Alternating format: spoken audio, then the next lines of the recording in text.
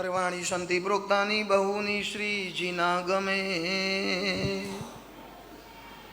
पयूषणा समं नान्यत् कर्मणां मर्म भेद कुरुन्। परम ज्ञानी शास्त्रकार परमर्षि लक्ष्मी सुरीश्वर जी महाराज अष्टानिका प्रवचन नाम के ग्रंथ के इस श्लोक में फरमाते हुए कहते हैं कि अनंत काल से हमारी आत्मा इस संसार में निरंतर पुनरावर्तन कर रही है, कहीं भी परिवर्तन नहीं। जन्म धारण किया, फिर जीवन मिला और अंत में मृत्यु की शरण में चले गए। फर्स्ट राउंड हुआ, फिर एक बार, दूसरी बार जन्म, जीवन, मृत्यु, सेकंड राउंड हुआ। फिर तीसरी बार जन्म, जीवन और मृत्यु, ए थर्ड राउंड हुआ। निरंतर जन्म, जीवन और मृत्यु का पुनरावर्तन चालू है, कहीं भी परिवर्तन नहीं है। इसलिए शंकराचार्य ने लिखा ना, पुनरपि जननम पुनरपि मरणम पुनरपि जननी जठरे शयनम। पुनरावर्तन की यात्रा चालू रहेगी कि हमारे जीवन में परिवर्तन आएगा। पुरुषार से थोड़े सावधान हो जाओ। पौषद मतलब झपकी खाने का दिन। थोड़ा आसपास सोते हो तो जगाइए, थोड़ा सपोर्ट छोड़ेंगे तो झपकी नहीं आएगी, दीवार का सहारा लेंगे तो नींद आ जाएगी। पौषद वालों को जल्दी नींद आ जाती है। पुनरावर्तन की यात्रा चालू रहेगी कि हमारा परिवर्तन आएगा। लक्ष्मी सुरीश्वर जी महाराज कहते हैं कि परिवर्तन लाने के लिए तो ये पयूषणा पर्व है। ये पयूषणा पर्व हमारे लिए परिवर्तन पर्व बने। और अब हम कहे नो रिपीटेशन बट रिवोल्यूशन।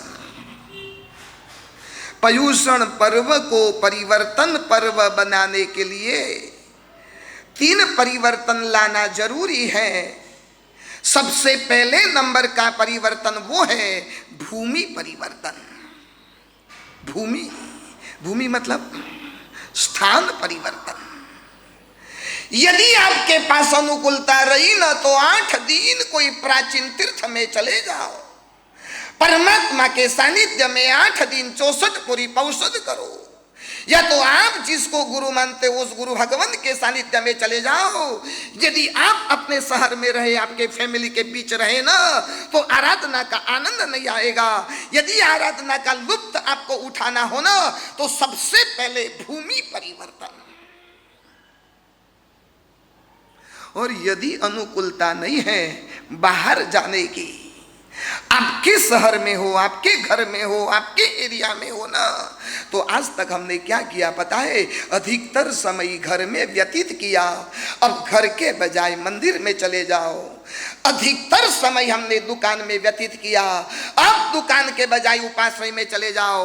अधिकतर समय हमारा व्हाट्सएप में चला गया, अब व्हाट्सएप को साइड पर रखो। अब अधिकतर समय हमारा व्याख्यान में चला जाए। नो व्हाट्सएप व्याख्यान, नो दुकान ओनली उपाश्रय, नो घर ओनली मंदिर। भूमि परिवर्तन। आज लगभग 100-125 पौषद हमारे भाइयों में है और पूरा भूमि परिवर्तन कर दिया। 8 दिन के लिए एक आपको मंत्र दूं। 8 दिन के लिए मंत्र नहीं है, महामंत्र है। 8 दिन यदि पयूषण पर्व की आराधना सफल बनानी हो ना, तो एक मंत्र बार बार गुनगुनाना। तू तेरी संभाल, तू तेरी संभाल, छोड़ शेष जंजाल। तू तेरी संभाल, तू तेरी संभाल और छोड़ शेष जंजाल। अब सारी दुनियादारी, अब सारी दुकानदारी, सारी जंजाल छोड़कर परवाधिराज पयूषण पर्व का मंत्र है, तू तेरी संभाल। अब बस मात्र 352 दिन बहुत कुछ कर दिया। अब 8 दिन मुझे मिले हैं ना, वो 8 दिन के लिए पर्वाधिराज पर्युषण पर्व कहते हैं तू तेरी संभाल, छोड़ शेष जंजाल। गुजरात भावनगर में एक श्रावक है जिनका नाम है अंतु भाई, जिसको मैं जानता हूं। मुझे जब मिले ना तब उन्होंने मुझे कहा था, अब तो शायद अधिक साल हुआ होगा, जब मिले तब अंतु भाई ने मुझे कहा था भावनगर में जितने भी साधु साध्वी जी भगवंत आते हैं ना, उनकी सेवा और व्यावच में सबसे पहले अग्रसर रहते हैं और इतनी जबरदस्त व्यावच करते हैं। वो अंतु भाई ने मुझे कहा था गुरुदेव पिछले 55 सालों से पर्वाधिराज पर्युषण में मैं 64 पोरी पौषध करता हूँ और 8 दिन मौन लेकर बैठ जाता हूँ और मैंने मंत्र बना दिया तू तेरी संभाल, छोड़ शेष जंजाल। 8 दिन के लिए गुरुदेव मौन भावनगर में रहने का, पत्नी भी आ जाए पुत्र भी आ जाए ना, एक भी बातचीत का अंश करने का नहीं। 8 दिन मौन, 64 पोरी पौषध और गुरुदेव 24 28 और गुरुदेव 55 साल हो गए लगातार, एक भी दिन गैप नहीं पड़ा, एक साल भी गैप नहीं रहा, निरंतर 55 साल से 24 28 64 पोरी पौषध, वो भी मौन पूर्वक। ये कौन सा परिवर्तन हुआ? हाँ? कौन सा परिवर्तन? भूमि परिवर्तन। नंबर 2, दूसरे नंबर में भाषा परिवर्तन। अब रोज जो भाषा बोल रहे थे पर्युषण में वही भाषा का प्रयोग करेंगे। कड़वी भाषा का उपयोग मत करो, गाली गलोच मत कहो, किसी को ताना मत मारो, किसी को टोंट में मत कहो। पर्वाधिराज पर्युषण पर्वा में कहते हैं 8 दिन कम से कम तुम्हारी जीभ को शुगर फैक्ट्री बना देना, और जीभ को शुगर फैक्ट्री बनाने के लिए कम से कम तुम्हारे दिमाग को आयुष फैक्ट्री बनाना। पहले नंबर में कौन सा परिवर्तन? भूमि परिवर्तन। दूसरे नंबर में भाषा परिवर्तन। आपकी भाषा तो कैसी होती है बताऊं? जब मैं मुनि अवस्था में था ना, गोचरी बैरने के लिए गया था, दरवाजा थोड़ा सा घर का खुला था और धर्मलाप करके अंदर जाने वाला ही था, लेकिन अंदर में भीतर में बाप और बेटे के झगड़े चल रहे थे। मैंने कहा चलो सुनो तो सही वो लोग क्या झगड़ा करते हैं। मैं दरवाजा के बाहर खड़ा था, बाप गुस्से में था और गुस्से में आकर अपने बेटे को कह दिया सुअर की औलाद। मैं तो दंग रह गया। मैंने कहा श्रावक की जबान में से ऐसे शब्द निकले, एक पाठ पर बैठ कर ये शब्द बोलना भी मुझे शर्म आता है। ऐसे शब्द उस श्रावक के मुंह में से निकले और अपने बेटे को गुस्से में कहने लगे सुअर की औलाद। सीधा मैं धर्मलाप करके दरवाजा के अंदर चला गया और मैंने उस बाप से कहा, मैंने कहा तुम तुम्हारे बेटे को सुअर की औलाद कहते हो तो आप क्या हुए? आपको क्या कहा जाएगा? उन्होंने कान पकड़ा, गुरुदेव मेरा बेटा सुअर की औलाद बनाना तो अपने आप मैं भी सुअर बन गया। गुरुदेव इतनी हल्की भाषा और इतनी ओछी भाषा का उपयोग मैं जीवन में कभी भी नहीं करूंगा। वो शर्मिंदा बन गया। कम से कम इतना तो करो, बाकी के दिन आप जानो, लेकिन 8 दिन पर्वाधिराज, उसमें भूमि परिवर्तन तो करना है, लेकिन भूमि परिवर्तन के साथ साथ कौन सा परिवर्तन? भाषा परिवर्तन। 8 दिन 3 शब्द का यूज बारंबार कीजिए। Number 1 please, number 2 thank you और नंबर 3 सॉरी। प्लीज। आपको यदि किसी को कहना है ना जरा सा आगे हटो ना, जरा सा खसो ना, जरा आगे जगह है चले जाओ ना, तब आपको ऐसा नहीं बोलना जरा आगे खसो, प्लीज आप थोड़ा सा आगे जाओगे। क्या बोलना है? हाँ क्या बोलना है? प्लीज, प्लीज थोड़ा सा आगे आओ ना। और वो आगे खसे और आपको जगह मिल गई ना, तुरंत आपको बोलने का, क्या बोलने का? Thank you. और आगे जाते समय आपका कुछ धक्का लग गया ना तो तुरंत क्या बोलने का? सॉरी। ये 3 शब्द का उपयोग आप बारंबार बारंबार करते रहो। आपने दुनिया में सारी डिग्रियां प्राप्त कर ली। कोई किसी ने सीए की डिग्री, किसी ने एमबीए की डिग्री, किसी ने एमबीबीएस की डिग्री, लेकिन 8 दिन के लिए कम से कम एमडी की डिग्री प्राप्त कर लेना। एमडी मतलब दुनिया में जाओ, एमडी की डिग्री आपको कहीं नहीं मिलेगी, मात्र जिन शासन में मिलेगी। ये भगवान महावीर ने दी हुई है। सीए की डिग्री तो बाजार से मिल जाएगी, एमबीए की डिग्री भी बाजार से मिल जाएगी, एमबीबीएस की डिग्री भी आपको कॉलेज में प्राप्त हो जाएगी, लेकिन आपको एमडी की डिग्री, एमडी मतलब मिच्छामि दुक्कडम, जाओ दुनिया के कोई भी धर्म में जाओ, ऐसा कोई शब्द मिलेगा आपको? मिलेगा? क्रिश्चियनों ने जो सॉरी शब्द का उपयोग किया ना, वो भी हमारे मिच्छामि दुक्कडम में से चुरा कर ले लिया। इसलिए कहता हूं कम से कम 8 दिन के लिए भाषा परिवर्तन तो करो। आपको 3 शब्द का उपयोग बार बार करना है। Number 1 please, number 2 thank you, और नंबर 3 सॉरी। पहले नंबर में कौन सा परिवर्तन? पीछे वालों को भी थोड़ा मेरे साथ लाइव रहना। पीछे वाले हंसते हैं तो पता चलता है कि बैठे हैं, जागते हैं। पहले नंबर में कौन सा परिवर्तन? भूमि। नंबर 2 और तीसरे नंबर में परिवर्तन करना है ना, लक्ष्मी सूरी महाराज कहते हैं तुम्हारे भाव में परिवर्तन करना।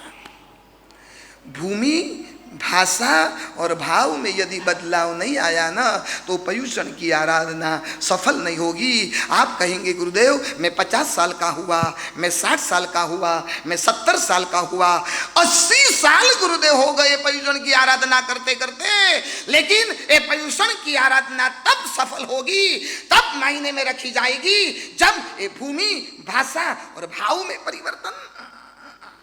भाव में परिवर्तन मतलब सिर्फ प्रवृत्ति में बदलाव नहीं लाना है, प्रवृत्ति के साथ साथ तुम्हारी वृत्ति में चेंज लाना है।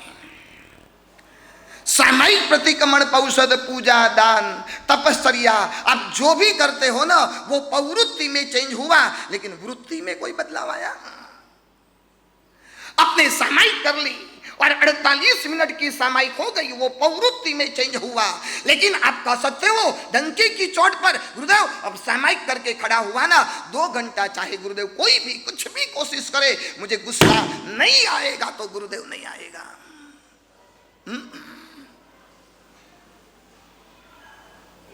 मैंने एक बार कहा था, लेकिन आज बहुत नए लोग आए हैं, फिर से सुनाना चाहता हूँ। मैं मुंबई में चातुर्मास था ना, मेरा बारसा सूत्र का वांचन चालू था ना, एक भाग्यशाली अपने दोपहर में संवत्सरी का प्रतिक्रमण का रिजर्वेशन कराने के लिए आया और अपना कटाशना उन्होंने रखा और मेरी नज़र गिर गई। मेरी नज़र तो पता नहीं मुझे तो कहाँ से दिखाई देता है। मैंने उस भाग्यशाली को आगे बुलाया, मैंने कहा दोस्त अभी तो घड़ी में 10 बजे हैं, 3 बजे संवत्सरी का प्रतिक्रमण है और अभी से रिजर्वेशन करा के जाता है। अरे गुरुदेव मैं आपसे क्या कहूं, पिछले 12 माह से इंतजार कर रहा था कब संवत्सरी आए, कब संवत्सरी आए, कब संवत्सरी आए। मैंने उसकी पीठ थपथपाई, दोस्त धन्यवाद, तेरा जैसा धर्मी तो मुंबई में नहीं सारे हिंदुस्तान में कोई नहीं होगा। 12 महीने से इंतजार कर रहा है। दोपहर में फिर वो 2:30 बजे आया, मैंने बरोबर मेरी नजर उसके ऊपर ही थी। 10 बजे कटाशना का रिजर्वेशन करके गया और फिर 2-2:30 बजे उपासने में वापस आया ना, उन्होंने क्या किया बताए, अपने बाजू में रहा हुआ जो किसी का कटाशना था ना, वो उठाया और उठाकर सीधा खिड़की में से सनन बाहर जाने दिया। मैंने उसको नजदीक बुलाया, मैंने कहा तू तो 12 महीना से इंतजार कर रहा था ना। गुरुदेव इसके लिए तो इंतजार कर रहा था। मैंने कहा इसके लिए मतलब? गुरुदेव पिछले संवत्सरी के दिन जिस भाग्यशाली का मैंने कटाशना उठाकर फेंका ना, उन्होंने मेरा कटाशना उछाल दिया था, तब से वेट कर रहा था कब संवत्सरी आए और कब उठाकर फेंकूं। चेन्नई वाले तो ऐसा नहीं करेंगे ना, सुरेश भाई नहीं करेंगे ना? क्या करेंगे बताऊं? आप कटाशना उठाकर नहीं फेंकोगे, उसको ही उठाकर फेंक देंगे। जा ऊपर से नीचे ओम स्वाहा। सामायिक किया और समता नहीं, सामायिक किया वो प्रवृत्ति में चेंज आया। लेकिन सामायिक करने के पश्चात यदि क्रोध पैदा न हुए ना, 100% वृत्ति में बदलाव आया। तपश्चर्या कर दी, मासक श्रवण सिद्धि तप वर्षी तप अम्बेल की लंबी लंबी ओलिया, वो प्रवृत्ति में बदलाव है। अब आहार की लालसा पर कंट्रोल आया तो वृत्ति में बदलाव।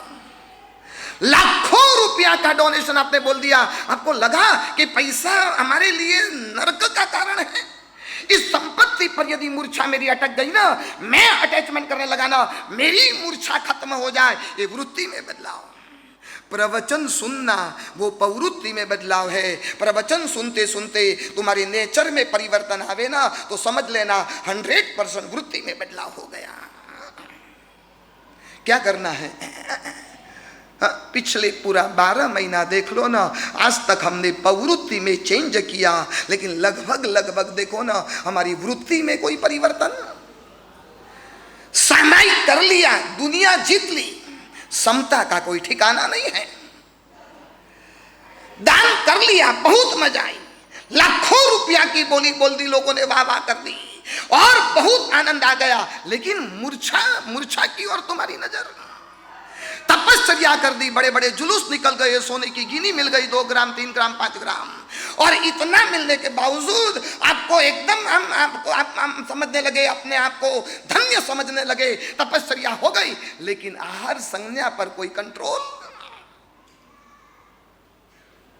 मुंबई में वाल्केश्वर में एक श्रावक थे, राजस्थान बेड़ा के थे, जिनका नाम था हिम्मत भाई, रमेश भाई, अब तो शायद मिले होंगे, हिम्मत भाई बेड़ा वाले।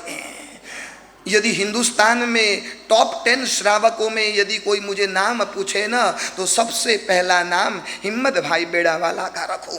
मैंने नजरों नजर देखा है, अभी तो वो नहीं है। अब मानोगे, श्रावक होते हुए भी 12 महीने में 11 महीने तो आंबिल करते थे। पारणा के कितने महीने? 1 महीना। और पारणा में एकाशना, और एकाशना में हिम्मत भाई का अभिग्रह रहता था, प्रतिज्ञा रहती थी, ओनली एक आइटम से एकाशना करना। 11 महीना आंबेल के पारणों में एकाशना, 1 महीने का एकाशना होता है, और उसमें भी एक आइटम का एकाशना। कुछ कार्यवश अहमदाबाद जाना पड़ा, वो तपोवन, अहमदाबाद के तपोवन के ट्रस्टी थे, और तपोवन की मीटिंग थी, वहां जाना था, और एकाशना करके बाद में तपोवन में मीटिंग थी। तब आप अहमदाबाद में यदि नाम जानते हो, दीपक भाई बारडोली वाले, दीपक को पता चला कि इतने सुश्रावक अहमदाबाद में पधार रहे, और उनका एकाशना दीपक ने आग्रह करके अपने घर पर लेकर गया, और हिम्मत भाई को अपने घर पर पगलिया करवाया। आपके जैसे सुश्रावक मेरे घर पर, मेरा जीवन धन्य बन गया, और दोनों उनकी श्राविका भी सेवा में लग गई। एकाशना एक ही आइटम, दीपक की श्राविका को लगा कि हिम्मत भाई को एक ही आइटम है ना, तो मूंग की दाल का शीरा बना दूं। और एकाशना में मूंग की दाल का शीरा एकाशना करने के लिए बैठे, 10 मिनट में एकाशना हो गया। एकाशना करके जैसे उठे ना, दीपक ने कहा कि हिम्मत भाई, आप जहां पर जाते हो ना, मुझे वहां भी जाना है, मैं आपके साथ चलता हूं, मैं भी भोजन कर लूं। और एक ही आइटम बनाई थी, वो भी मूंग की दाल का शीरा खाने को बैठा। 1 चम्मच मुंह में डाला ना, अंदर में सब कुछ था, केसर थी, बादाम थी, इलायची डाला था, क्या नहीं था? हाँ, क्या नहीं था? शक्कर नहीं थी। दीपक रोते रोते खड़ा हुआ, हिम्मत भाई के चरणों में गिड़गिड़ाने लगा। हिम्मत भाई, शक्कर नहीं, श्राविका के हाथ से गलती हो गई, और गलती से शक्कर डालना भूल गई, और इतना फीका शीरा आप चुपचाप खा गए, न कोई कंप्लेन, न कोई शिकायत, और कोई भी बात नहीं। तब हिम्मत भाई ने कहा, दीपक रोने की आवश्यकता नहीं है, मेरा तो मायना वो रहता है, छगन का काम छगन करे, मगन का काम मगन करे। छगन के काम में मगन को बाधा नहीं डालनी चाहिए, और मगन के कार्य में छगन को बीच में नहीं आना चाहिए। शरीर का काम शरीर करे, मन का काम मन करे। शरीर का काम सिर्फ सिरे को खाने का था, और उस समय मेरा मन तो हम मगन भये प्रभु ध्यान में, बिसर गई दुविधा तन मन की, हम मगन भये प्रभु ध्यान में। ये क्या हुआ पता है?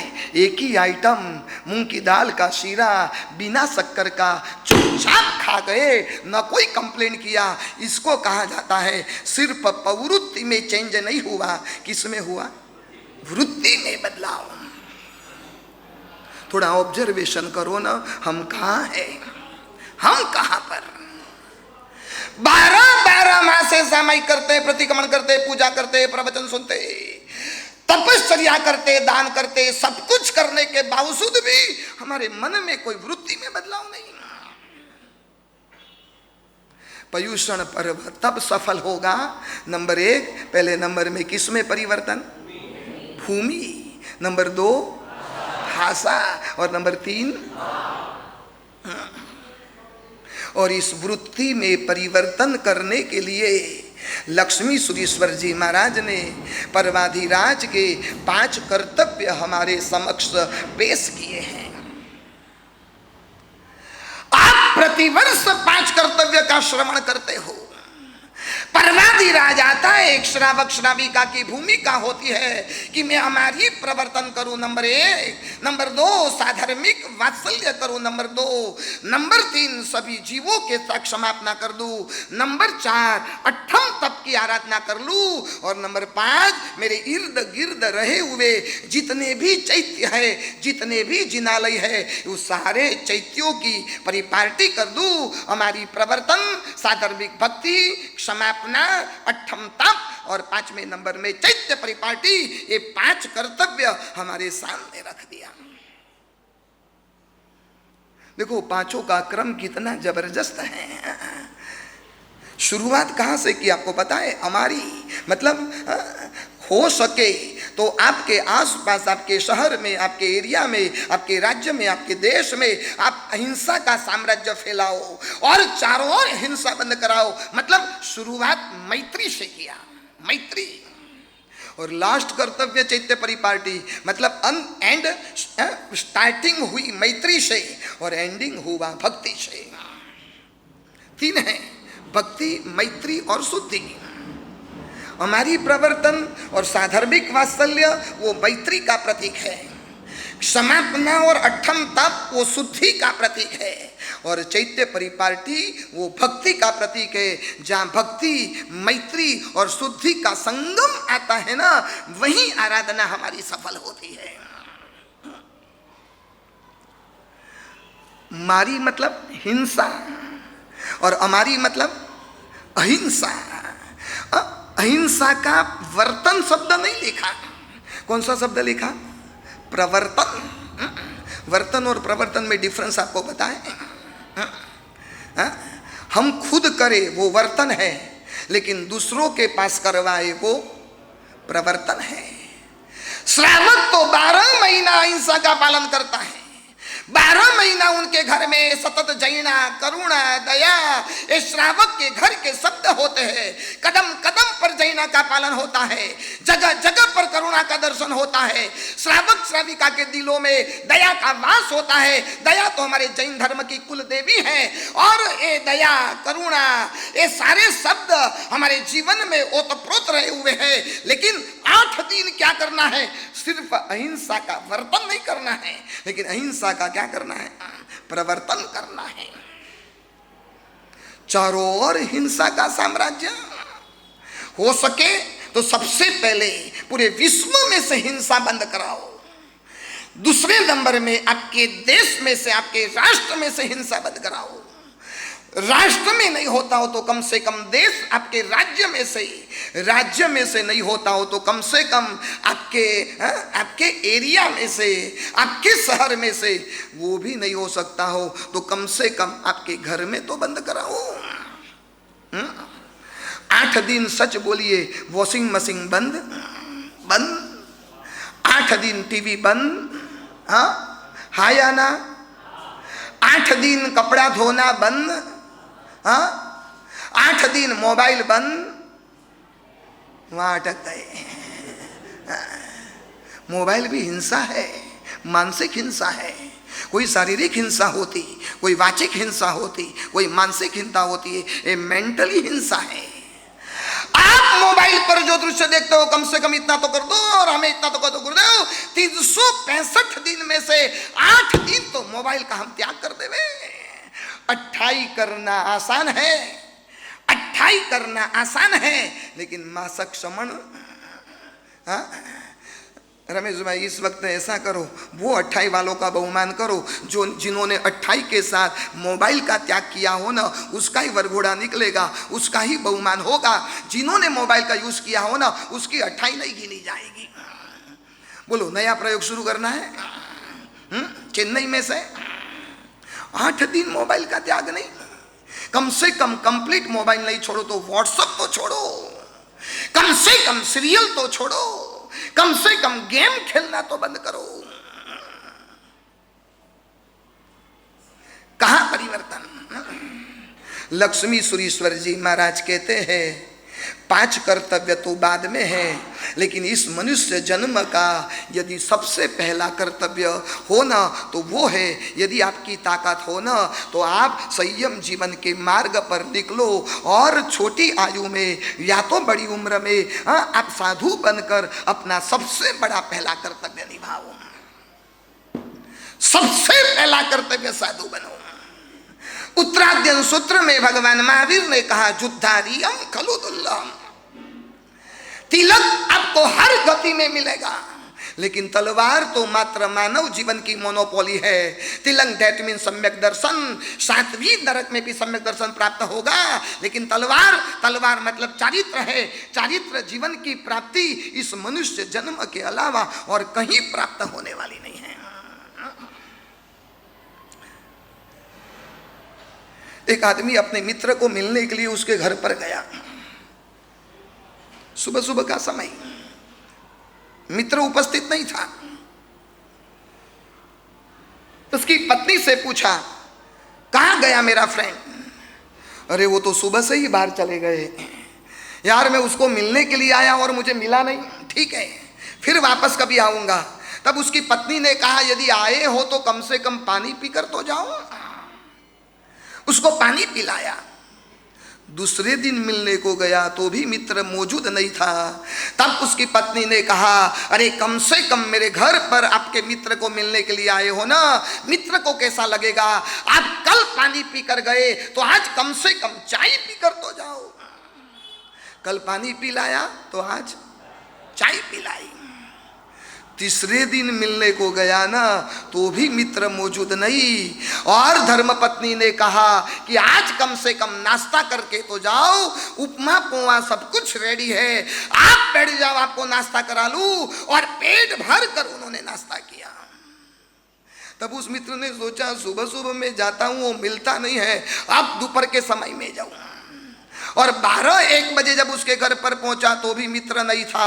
अरे यार आज भी नहीं मिला, 4 दिन से लगातार आ रहा हूं।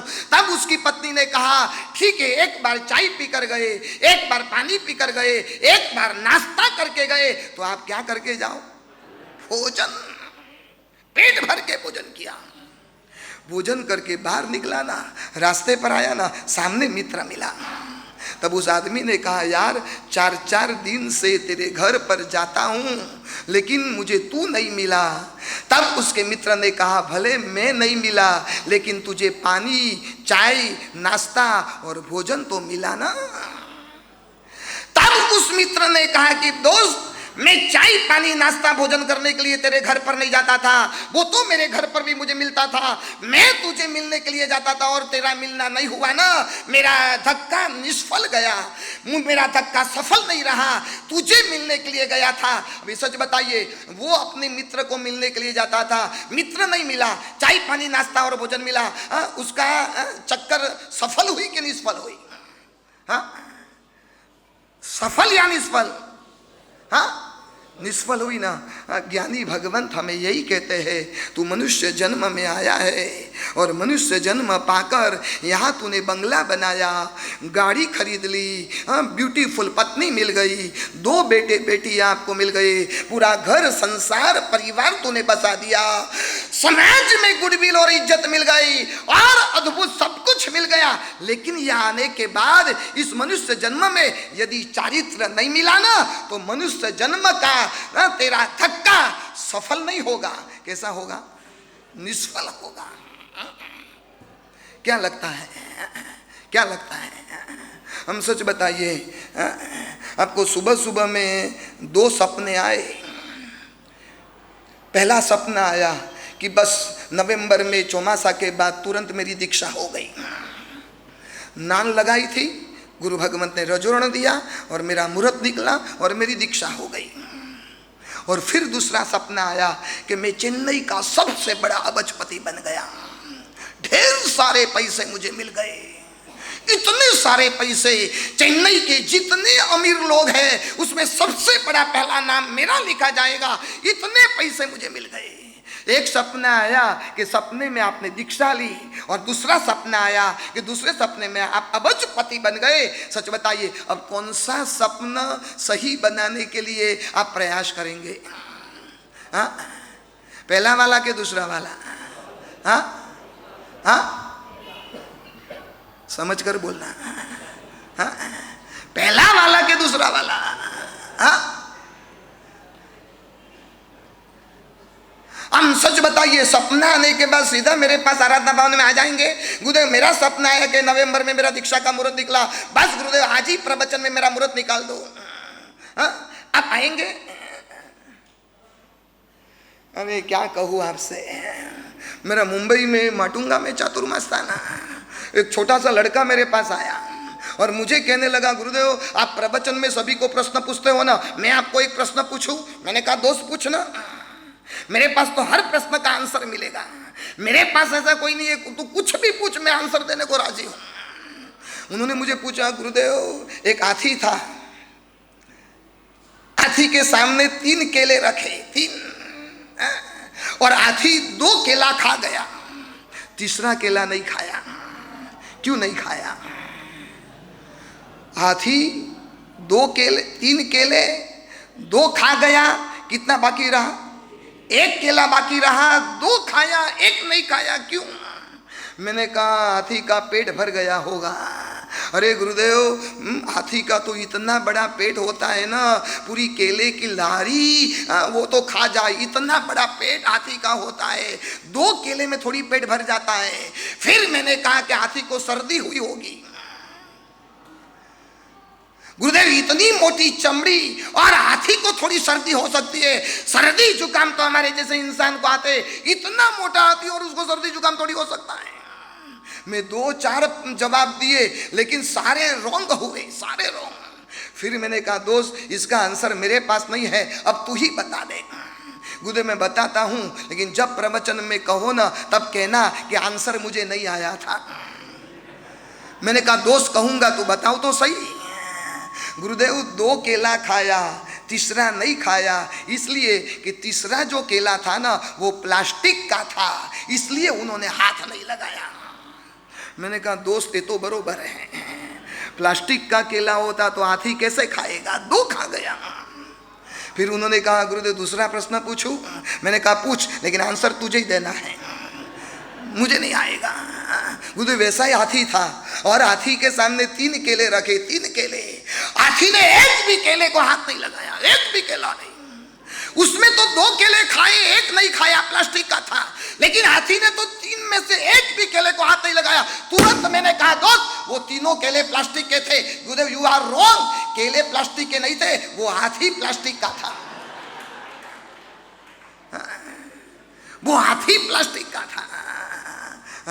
हम स्टेज ऊपर जितने साधु साध्वी जी भगवान बैठे हैं ना, हम सच्चे हाथी जैसे हैं, प्लास्टिक के सुख जैसे संसार का जितना भी सुख था ना, लात लगाकर हम निकल गए और यहाँ आकर बैठ गए। हम सच्चे हाथी हैं। ये प्लास्टिक के 5 इंद्रियों के विषयों में हमारा मन अभिभूत नहीं हुआ। और आप लोग नीचे बैठे हो ना, अब केले छोड़ने को तैयार नहीं हो, अब कैसे हो? प्लास्टिक के हाथी, प्लास्टिक के हाथी, और बेकार 5 इंद्रियों के विषय के सुखों में अपना मन खींचा जाता, खींचा जाता।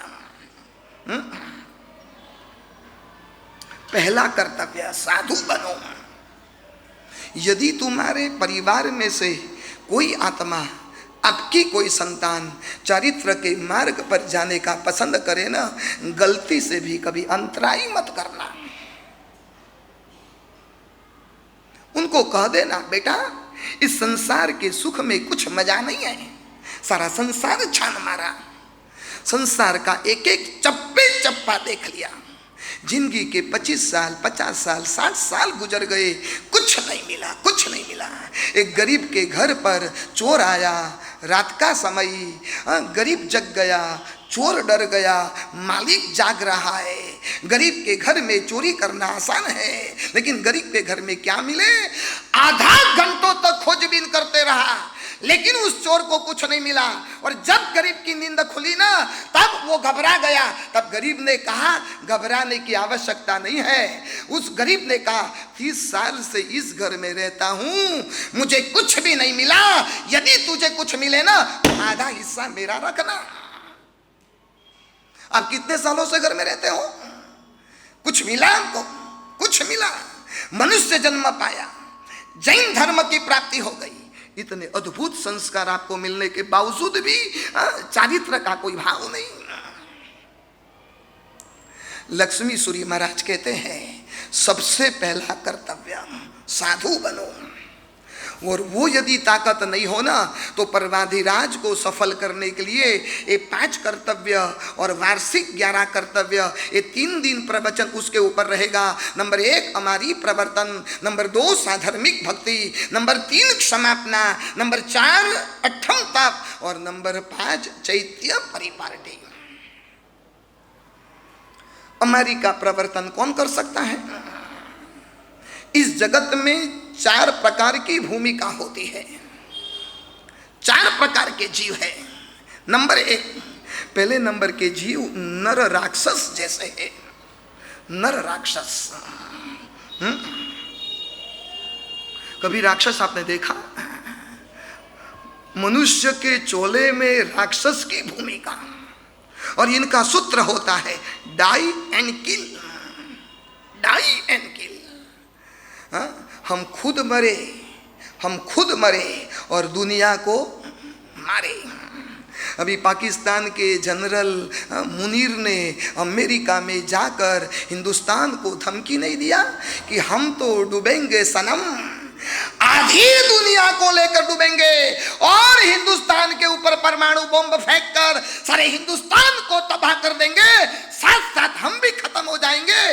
वो करेंगे कि नहीं मुझे पता नहीं, लेकिन ये मानसिकता है डाई एंड किल, हम खुद मरेंगे और दूसरे को मारेंगे। चोला इंसान का होता है, लेकिन उनकी जीवन की जो लाइफस्टाइल होती है ना, वो देखकर लगता है कि वो राक्षस का प्रतिनिधित्व करता है। महाभारत का दुर्योधन जब अंतिम सांस ले रहा था और उस समय बाजू में कोई खड़े नहीं थे, सारे कौरव खत्म हो चुके थे। एक दुर्योधन का ईगो सारे आर्यावर्त को खत्म कर डाला था। और जब मर रहा था ना, तब अश्वत्थामा जो द्रोणाचार्य का पुत्र था, वो नजीक आया और अंतिम समय में पूछा, महाराज आपकी कोई अंतिम इच्छा? तब दुर्योधन ने क्या कहा, कान खोल कर सुन लो, नर राक्षस की भूमिका क्या होती है। मर रहा था, अपना दम तोड़ रहा था, तो भी दुर्योधन ने वो कहा, अश्वत्थामा मेरी अंतिम इच्छा वो है, 5 पांडवों को तुम मार कर लाओ और उनका गरम गरम खून पी लो। कौन बोल रहा था? दुर्योधन। अंतिम समय नर राक्षस, डाई एंड किल। दूसरे नंबर की भूमिका होती है नर पशु। इंसान के चोले में पशु का प्रतिनिधित्व। पहले नंबर की मानसिकता है कौन सी? नर राक्षस, डाई एंड किल। दूसरे नंबर की भूमिका है नर पशु, kill and live, kill and live. Die and kill नहीं, किल एंड लिव। सामने वालों को मारकर मुझे जीना है, बस दूसरों को मारकर मुझे जीना है। आज के मानव को लगभग देखो, आज का सारा इंसान वही सोच रहा है, नर पशु की भूमिका, और वो मानता है कि समग्र जीव सृष्टि हमारे लिए उपयोग के लिए है। और उन्होंने क्या किया पता है? पृथ्वी का निकंदन कर दिया, पानी को तबाह कर दिया, सारी वनस्पति सृष्टि को खत्म कर डाला, और यहां तक पशु और पंछियों के लिए भी कत्लखाना खोल दिया। आज का मनुष्य वो सोचता है कि सारी जीव सृष्टि हमारे लिए है। आज देखो ना, पांचों अस्तिकाय आज हमें परेशान कर रहे हैं। पांच अस्तिकाय का नाम आपको पता है? पता है? पृथ्वी काय, दूसरे नंबर में अपकाय, तीसरे नंबर में देवकाय, चौथे नंबर में वायुकाय, और पांचवें नंबर में वनस्पति काय। और देखो, पृथ्वी में भूकंप आने लगा। पहले 200 सालों में एक बार भूकंप आता था, और आज देखो ना, हर 2 साल में 4 साल में हमें संदेशा मिलता है। कहीं जापान में आया, कहीं हिंदुस्तान में आया, कहीं पाकिस्तान में आया, और आज सारी पृथ्वी का हमारे पर त्रस्त है, हमसे परेशान है, और सारी पृथ्वी हिल रही है। अब क्या नदियों में पूर आ रहा है, चारों ओर बवंडर आ रहा है। अभी देखो ना, हिमाचल प्रदेश में और कश्मीर में क्या हुआ, ऊपर से बादल फटा और अनराधार बारिश हुई और लाखों की मौत हो गई। अखबारों में और सोशल मीडिया में तो समाचार 100, 200, 500 लोगों का है, लेकिन पूरा बादल फटा, चारों ओर पानी पानी पानी हो गया, और अब का हमारे पर आज गुस्से में है। नंबर 3 तेवकाय। तेवकाय तो देखो, चारों ओर बिजली, वायुकाय बवंडर, चारों ओर बवंडर आ रहा है। और वनस्पति काय, वनस्पति काय की परेशानी से क्या हुआ आपको बताएं? घर घर में बीमारियां चालू है। और देखना, 50 साल पहले इतनी बीमारियां नहीं थी जितनी बीमारियां आज मौजूद है। आज हमें साधुओं को भी कैंसर होता है, हमारी भी किडनियां फेल हो जाती है, क्योंकि आपने वनस्पति को इतना परेशान किया ना, और उस वनस्पति लाल पीली और पांचों अस्थिकायां जोखिम में।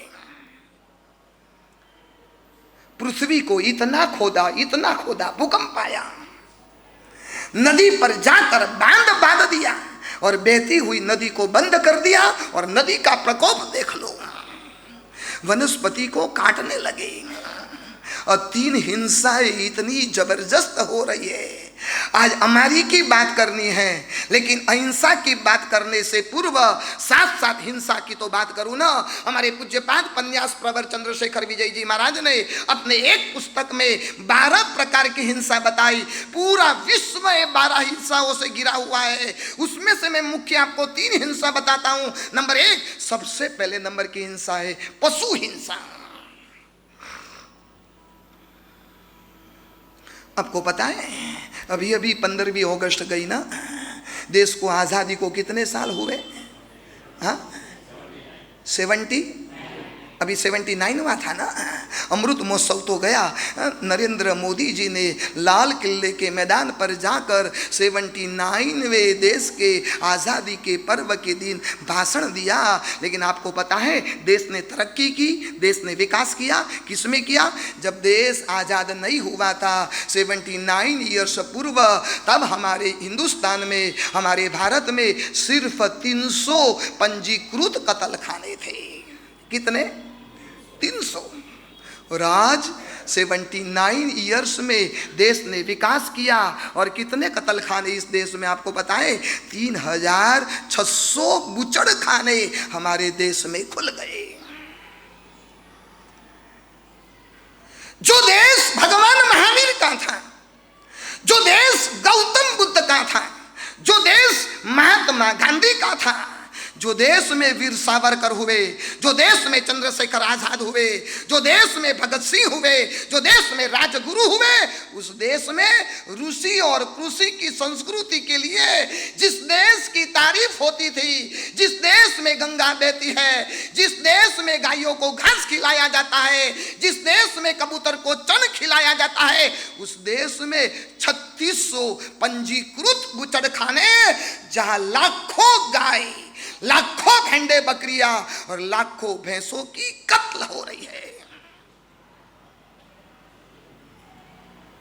आपके क्या कहूं, अमेरिका में, अमेरिका जैसा विकसित देश, वहां 2830 गुचड़खाने हैं, भारत में 3600, अमेरिका में 2830 और चाइना में 5000 गुचड़खाने, 5000।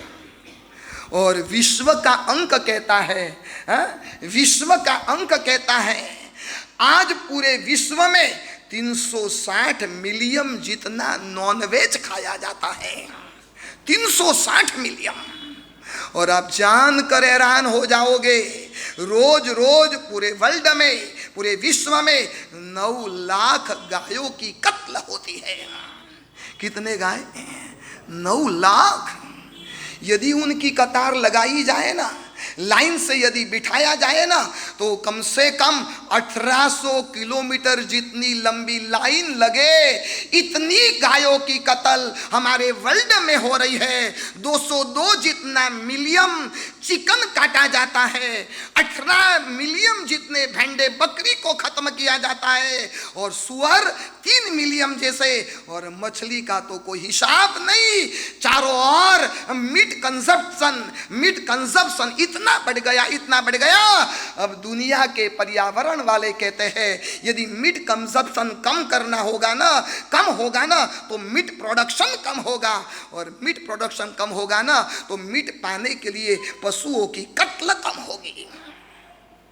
आज सामायिक करने वाली श्राविकाएं, पौषध करने वाली श्राविकाएं, आप जिस कॉस्मेटिक से अपने शरीर को सजाते हो, जिस पप पाउडर और लिपस्टिक अपने होठ पर लगाते हो, आप कभी मत कहना I am pure vegetarian, never. आपने कभी कॉस्मेटिक पाउडर जो भी आइटम है, उस आइटम के लिए कभी आपने देखा? जो परफ्यूम से आपके शरीर की खुशबू बढ़ा रहे हो ना, आपको पता है परफ्यूम बनाने वाली कंपनियां पहले खरगोश के ऊपर प्रयोग करते हैं, और खरगोश के आंख में मिर्च डालते हैं, और मिर्च डालकर देखते हैं कि परफ्यूम की खुशबू कहां तक आ जाती है। उसकी चमड़ी उतारने तक की व्यवस्था। लिपस्टिक लगाते हो, पप पाउडर लगाते हो, आपका मनपसंद आइसक्रीम आप खाते हो, आपके घर में जो फर्नीचर लाते हो, डायरेक्ट हम कत्ल खाना को सपोर्ट नहीं करते हैं। डायरेक्ट ऐसे तो कहा जाए तो हमारा जैन लोग कत्ल खाना के विरोधी है, बुचड़ खाना के विरोधी है, लेकिन आज आप इनडायरेक्ट आप बुचड़ खाने को, कत्ल खाने को 100% आप सपोर्ट करते हो। ब्यूटी विदाउट क्रूअल्टी नाम की एक संस्था है, पिछले 50 साल से हर वर्ष वो किताब बाहर निकलती है। आपका मनपसंद आइसक्रीम, आपका मनपसंद साबुन, आपका मनपसंद कॉस्मेटिक आइटम, आपकी मनपसंद सारी चीज यदि उसके किताब के लिस्ट में ना हो ना, तो 100% आप नॉनवेज खाते हो।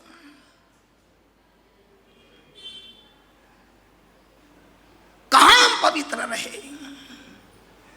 पौषध करने वाली श्राविकाएं, सिद्धि तप और वर्षी तप करने वाली श्राविकाएं, डायरेक्ट नहीं तो इनडायरेक्ट आप कत्ल खाना को सपोर्ट कर रहे हो। आपको पता है क्या? पशु हत्या। नंबर 2, मानव हत्या।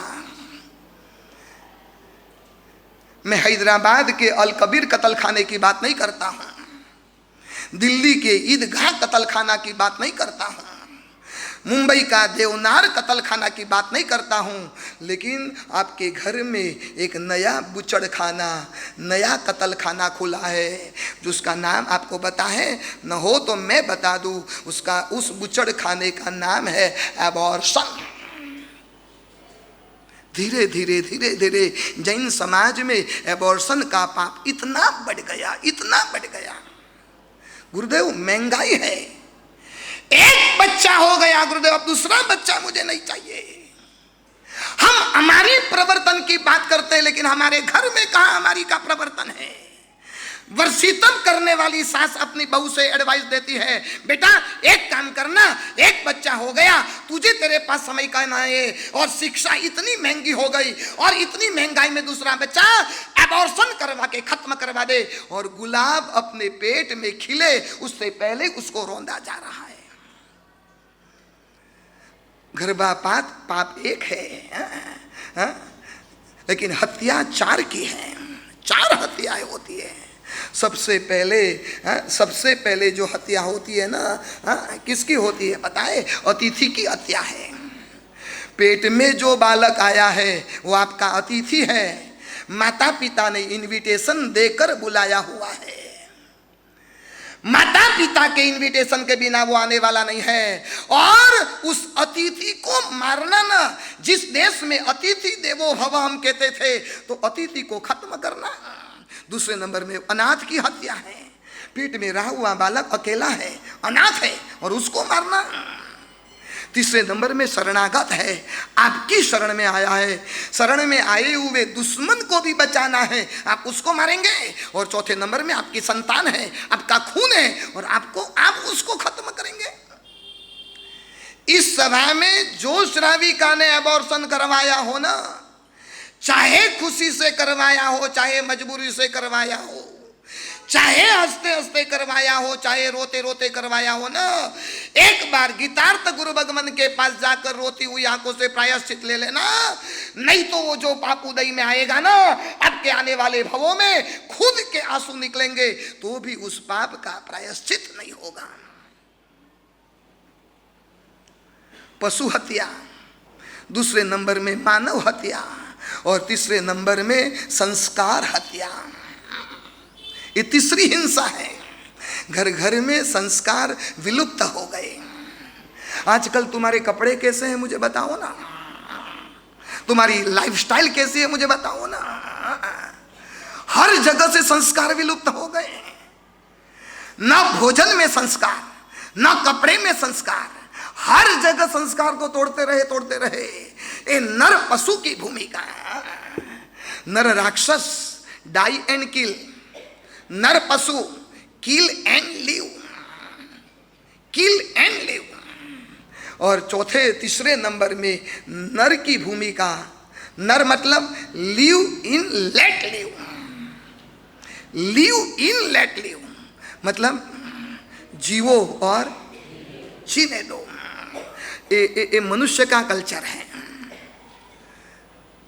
क्योंकि 10 वैकालिक सूत्र में कहा गया है ना, सव्वे जीवावि इच्छन्ति जीवियम न मरींजीवम, सभी जीवों की। इसलिए देखना हमारे लगभग श्राविकाओं के घरों में लगभग देखना ये नर की भूमिका होगी। Live and let live. हम पानी वापर तो उसका यूज तो करेंगे, लेकिन यूज करने से पहले नल के ऊपर हम क्या बांधेंगे?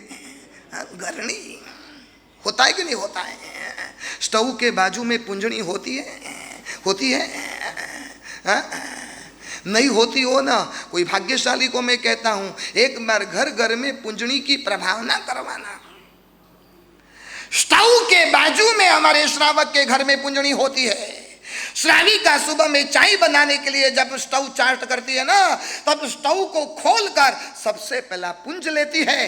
कल रात को चाय बनाई थी और चाय का उभरा बाहर निकला था, तब रात के समय में वहां चींटी आई हुई रहती है।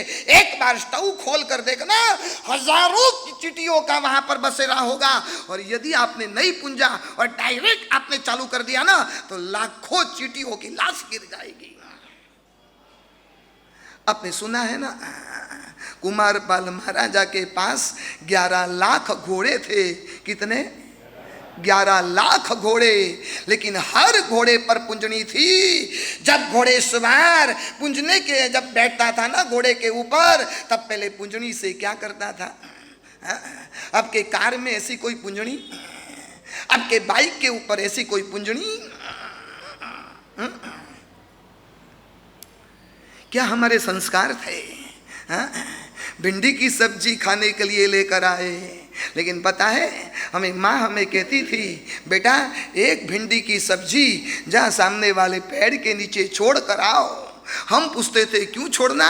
तब हमारी माँ हमें सिखाती थी, सारे जीवों को काटने और मारने के लिए लेकर आए, लेकिन कम से कम एक जीव को तो अभयदान देवे। एक जीव। ये संस्कार है कि खत्म? है कि खत्म? आज आपके घर में जैना, आपके घर में करुणा। एक छोटी सी किताब है जैना पोथी, मैंने इस वक्त मंगवाई नहीं है, चाहता हूं कि पर्यूषण के बाद मंगवाता हूं। हिंदी किताब भी है, हिंदी में ट्रांसलेशन भी उसका है। घर घर में किताब, और आपको पता चले कि कहां कहां जैना का पालन हो सकता है।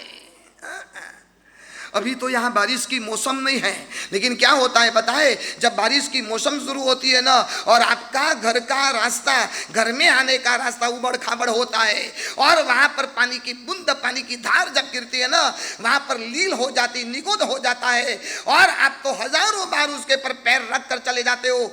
कभी कभार हमें साधु साध्वी जी भगवंतों को तकलीफ होती है, कैसे आपके घर पर जाना। पहले नंबर में नर राक्षस, डाई एंड किल।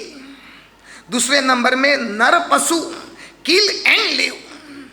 तीसरे नंबर में नर की भूमिका, लिव एंड लेट लिव।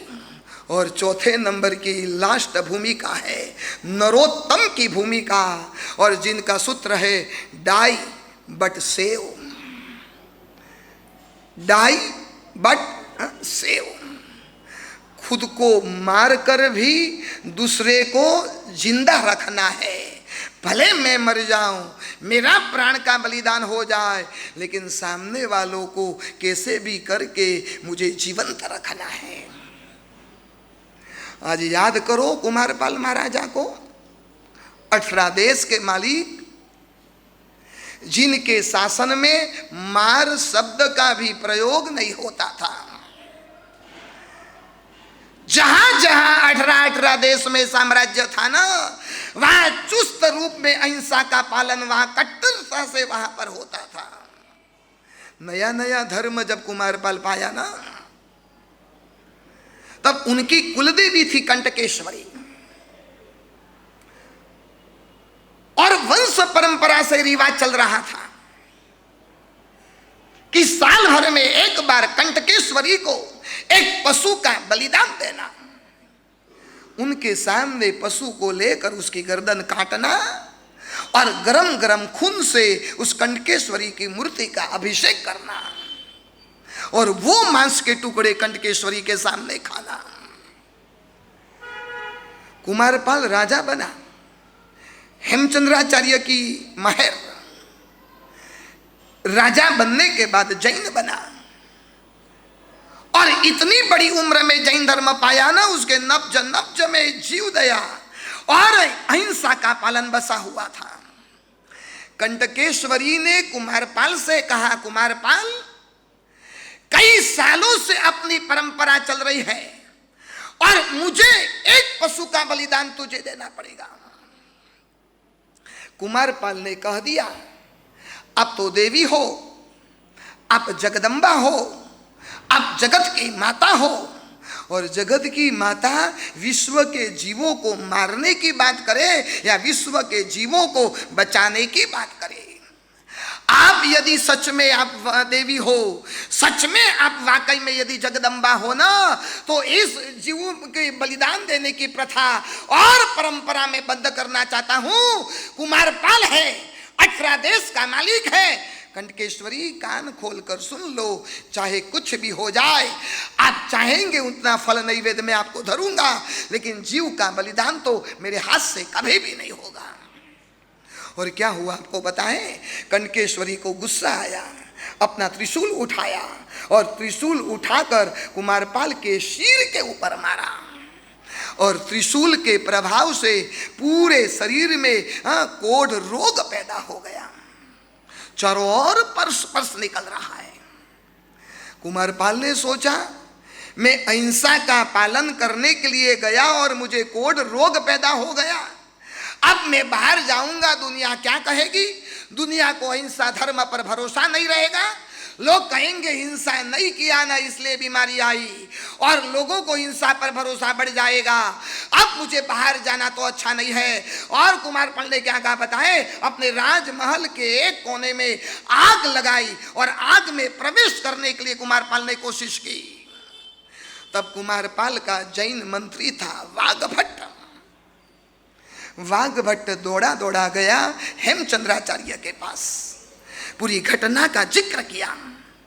प्रभु ऐसा हुआ है, कुमारपाल जिंदा रहे तो भी तकलीफ है और मर जाए तो भी तकलीफ है, क्या करना।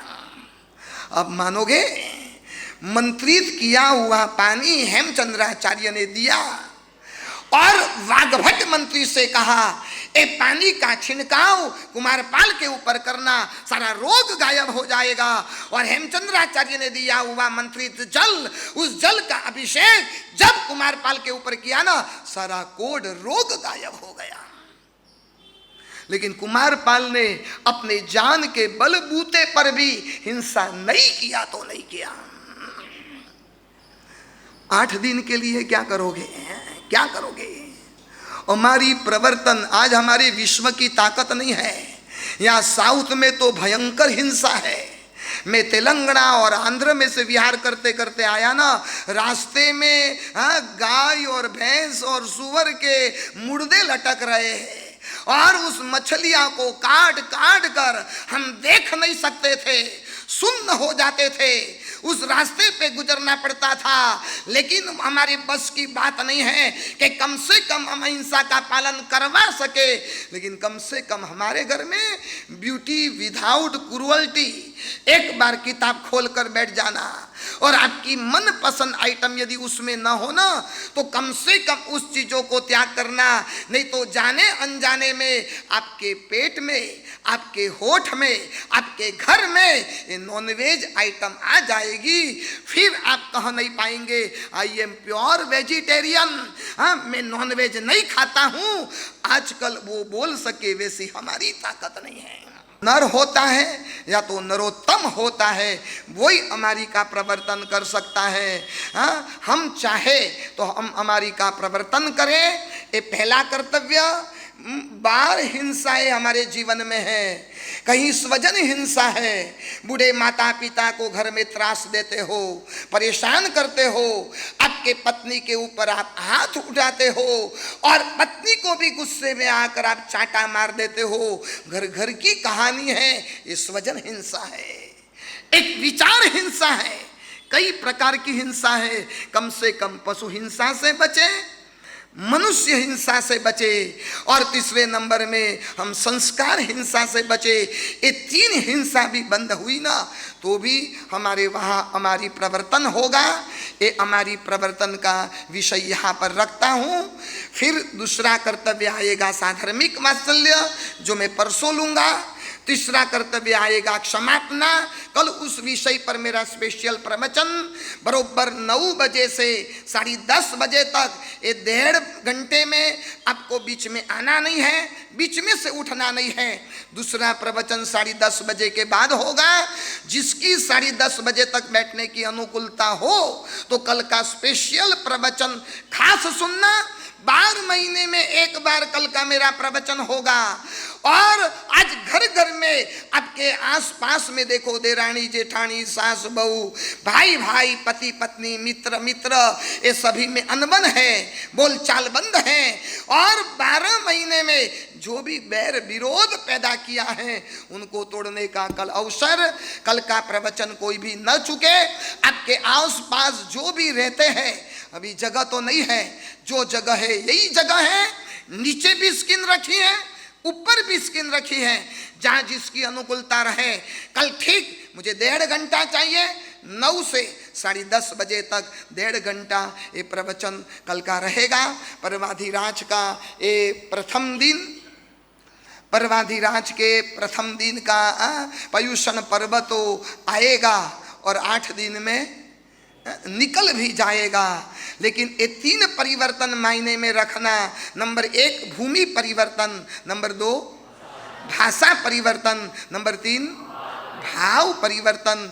ये 3 परिवर्तन यदि हम करेंगे तो 100% पहले 3 दिन भगवान महावीर ने की हुई बातें हम सुनेंगे। फिर लास्ट 5 दिन भगवान की खुद की बातें, भगवान महावीर का जन्म से लेकर प्रभु महावीर के निर्वाण तक की साधना, 27 भवों की लगातार साधना हमें कल्पसूत्र के माध्यम से यहाँ पर सुनना है। आज पहला दिन, प्रथम दिन में जिस कोई भाग्यशाली को एक साथ 28 का पचकान लेना है, एक साथ 8 उपवास। हाँ, यदि कोई भाग्यशाली को लेना है, पहले 8 उपवास का पचकान देता हूं। बोलो कोई भाग्यशाली है कि जो एक साथ 8 का पचकान